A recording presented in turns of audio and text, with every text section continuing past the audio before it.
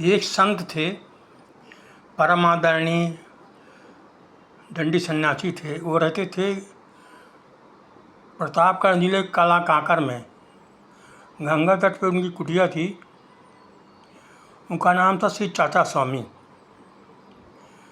और उनके गुरु भाई थे,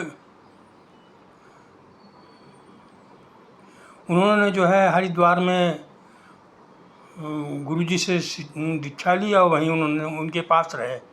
और करपात्री जी भाई गुरु भाई थे, जिनसे करपात्री ने गुरु दक्षिणा ली थी, उससे उन्होंने भी ली थी। और उनके पास मैं जाता था कभी कभी काला काकर। तो उनसे कुछ उनके कुछ आशीर्वाद वचन मुझे मिलते थे। काला काकर वही है जहाँ पर दिनेश सिंह का स्थान है। हिंदुस्तान के पत्र वो अखबार निकला था, इसमें जो है राजा भैया का स्थान है या प्रमोद तिवारी का स्थान है। ये सब वहाँ राजा रजवाड़ों का राज है। वहीं पे काला काकर है जो दिनेश सिंह का राज परिवार का है। वो वही गंगा किनारे उनका था। तो एक बार उन्होंने बताया, कहे मैं गुरु जी के पास हमेशा रहता था, उनकी सेवा करता था, 2-3 साल हो गए। तो मैंने कहा गुरु जी से मुझे कुछ ज्ञान मिला नहीं। तो गुरु जी ने बताया, कहे देखो मेरे पास 3 लाख किताबें हैं और ये पीछे अंदर रखी कमरा पूरा भरा है। तुम पढ़ना चाहो तो तुम 10 ज़िंदगी में पढ़ोगे तो नहीं पढ़ोगे। लेकिन सबका एक ही निष्कर्ष निकलता है बाद में कि ब्रह्म सत जगत मिथ्या जीव ब्रह्म पुनस्त, कि तुम ब्रह्म हो और कुछ नहीं हो। तुम बस यही ज्ञान रखना, तुम ब्रह्म हो और तुम्हें कोई किताब पढ़ने की ज़रूरत नहीं, न कुछ जानने की ज़रूरत है। और एक बार जो है मेरे जो स्वामी जी के पास, पूज्य संत जी के पास एक आए, इंटर कॉलेज के प्रधानाचार्य थे। कहे गुरु जी 14 भुवन कहाँ पर है? तो मेरे गुरु जी ने उत्तर दिया कि 14 भुवन से तुम्हारा कल्याण कि मेरा कल्याण।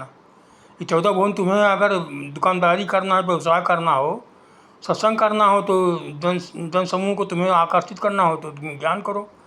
और तुम्हें जो अपना कल्याण चाहना हो तो तुम यह पूछो कि मुझे कैसे कल्याण होगा मेरा। और कल्याण जानने के लिए तुमको जानना पड़ेगा मैं कौन हूँ और मैं कौन हूँ और परमात्मा कौन है। तुम्हें जानकारी चाहिए कि तुम्हें 14 भुवन से मतलब है। तो हमको जो है सबको ये बहुत किताबों के चक्कर होना पड़ना चाहिए।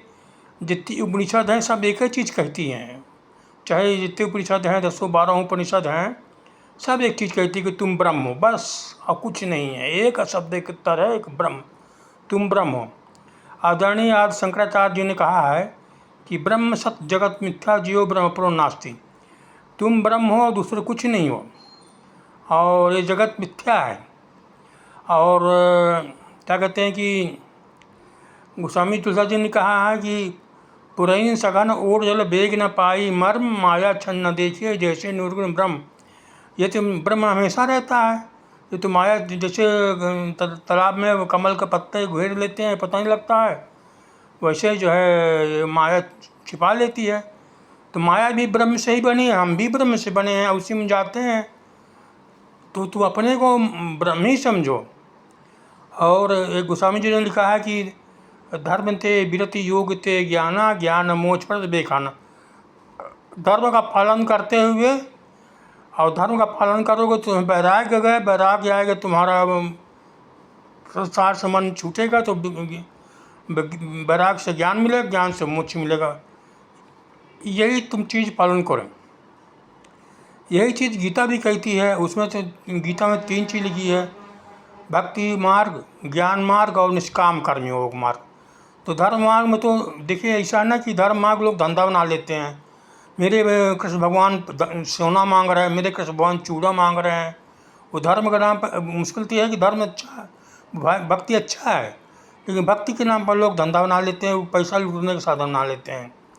और ज्ञान वाला वैराग में तो कोई किसी का मन लगता नहीं है, न कोई गुरु बताएगा। क्योंकि अगर वो ज्ञान की बात बताएगा तो गुरु के लोग क्यों आएंगे, गुरु के पास आएंगे नहीं। 1-2 संत हैं, जैसे खंडाचार्य जी थे, और एक और उनका आता है आजकल जाता है, वो द्वैत की बात करते, बाकी तो कोई नहीं करता, सब तो वही भक्ति में डूबे हैं। भक्ति नहीं होगी तो भाई कम चढ़ावा करेगा तो कैसे करता चलेगा। तो सबसे उत्तम यही है कि निष्काम कर्मयोग, अपने कर्म को करते रहो और मन में मानते रहो कि मैं ब्रह्म हूँ। जैसे रेलगाड़ी चलती है बिजली वाली, चलती पटरियों में लेकिन ताकत लेती है बिजली से ऊपर से। संसार का तुम पालन करते रहो और लेकिन मन ब्रह्म में लगाए रहो, यह जीवन का मूल मंत्र है। लेकिन साथ में दो चीज़ और ज़रूरी है कि धर्मानुसार काम करो, ईमानदारी से काम करो, निर्भीकता से काम करो, ये ज़रूरी है। ईमानदारी से और कर्तव्य अनुसार, ईमानदारी और कर्तव्य अनुसार करना ज़रूरी है, तभी जो है बस यही मुख्य माने। ईमानदारी से कर्तव्य अनुसार अपना धर्म का पालन करना। दुकानदार है दुकानदारी करे, टीचर है टीचर, अध्यापक मन ठीक से पढ़ावे, और डॉक्टर है ठीक से धर्मानुसार डॉक्टरी करे, और जीवन निर्वाह करके फिर जब गृहस्थ आश्रम छूट जाए और वानप्रस्थ आ जाए जब, तो जो है पुत्र को सौंप करके अपना जो है मन ईश्वर में लगावे, वैराग्य में लगावे, और फिर उससे ज्ञान होगा, उससे मोक्ष मिलेगा।